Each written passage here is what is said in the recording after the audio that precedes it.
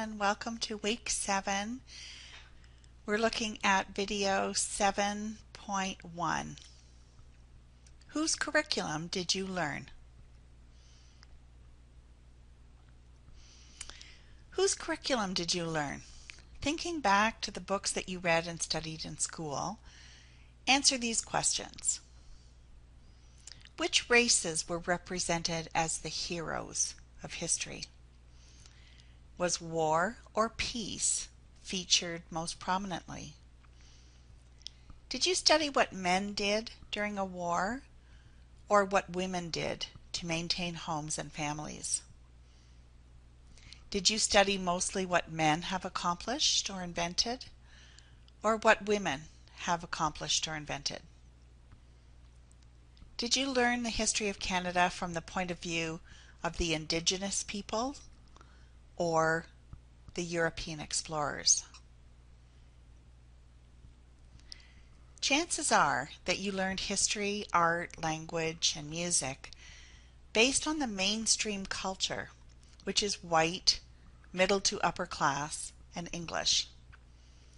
Chances are good also that you did not question what you were learning. Did you, for example, learn about residential schools in Canada and the need for councils of reconciliation?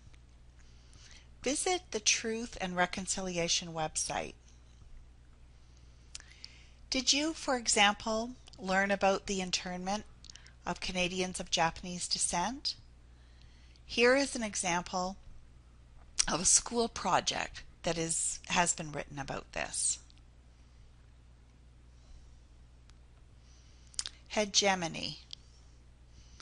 Hegemony is the dominant position of a culture or a sex that is accepted in everyday life. And it's so accepted that people have stopped questioning it. Here are some examples of hegemonic ideas. Birds live in the north, but fly south in the winter. Actually, most songbirds live in the south and come north to eat bugs and fatten up. So the north is their vacation, not their home.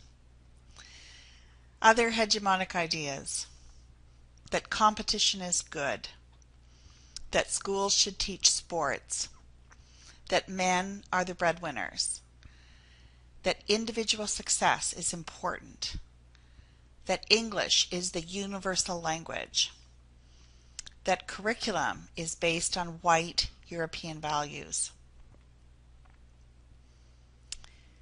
More and more, people are starting to question the curriculum, and theorists have tried to help us understand how we could make curriculum more inclusive. Here is a framework that was developed by James and Cherry Banks in 1993. It shows 4 levels of making the curriculum more inclusive. First of all, there is the contributions approach. Add to the regular curriculum a focus on heroes, holidays, and the contributions of other cultural groups. The additive approach. Add the content, concepts, themes, and perspectives from diverse cultures without changing the overall structure of the curriculum. Transformation approach. Change the structure of the curriculum to include multiple perspectives. This would include, quite possibly, getting rid of the textbook. Social action approach. Encourage students to decide about important social issues and then act on them. Peggy McIntosh has also developed a theory on phases of the curriculum. She describes a Phase 1 curriculum this way. In a Phase 1 curriculum, society is seen from a white middle-class perspective. Single systems thinking assumes that other races, other classes, and other genders see themselves in relation to the dominant system. A Phase 1 curriculum is blind to the fact that it does not include other ways of thought. History is the story of famous men, and psychology has male-only studies. Individual success is important. This is how McIntosh describes a Phase 2 curriculum. A Phase 2 curriculum introduces a famous few people who have been recognized as exceptional based on Phase 1 thinking. For example, teaching about Martin Luther King. There is no recognition that the dominant group should learn from the other. There is no recognition of the ordinary life, the ordinary person, or ordinary activities. A few exceptional minority authors are studied. This is how McIntosh would describe a Phase 3 curriculum. In a Phase 3 curriculum, discrimination and barriers are recognized. There's an awareness of the invisibility of the other ways of thinking. There's a recognition of the gaps where the other knowledge was passed over in curriculum and in life. Racism, misogyny, upper class power, and the glory of the military are seen or recognized. Terms like greatness and importance begin to be challenged. But a Phase 3 curriculum can be stuck in victim studies and anger if the focus is on the discrimination. This is how McIntosh sees a Phase 4 curriculum. In a Phase 4 curriculum, those persons in the non-dominant group begin to see themselves and their lives as valid.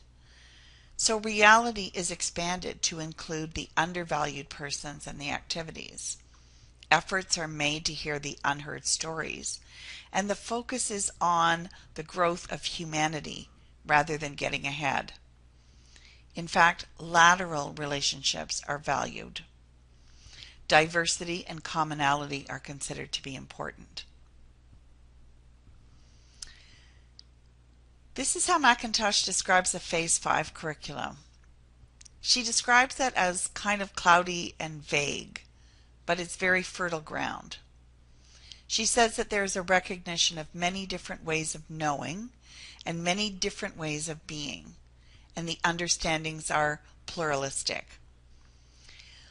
Look, for example, for any YouTube on a book such as All the Colors of the Earth, which is a book for children that legitimizes all skin colors and all hair types. Here's an example of a remix that was done on that book. Your reading for this week is Gorski's Stages of Multicultural Curriculum Transformation. When you read Gorski's article, try to think of examples from each stage of that curriculum that you experienced in your school years. Here are the synthesis questions for the tutorial in week 7. Based on the reading from this week and based on the materials presented here in the PowerPoint, how would you describe the curriculum that you experienced in school? 2. Can you describe it as a phase or a stage and substantiate this claim with some examples? 3. Banks says that a Eurocentric curriculum hurts students from the dominant culture because it denies them chances to learn from other cultures. Do you agree or disagree, and why?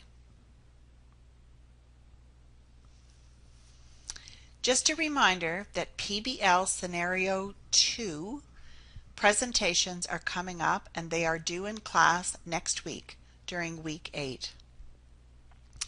All students will be involved in peer review of each other's PBL scenarios and solutions.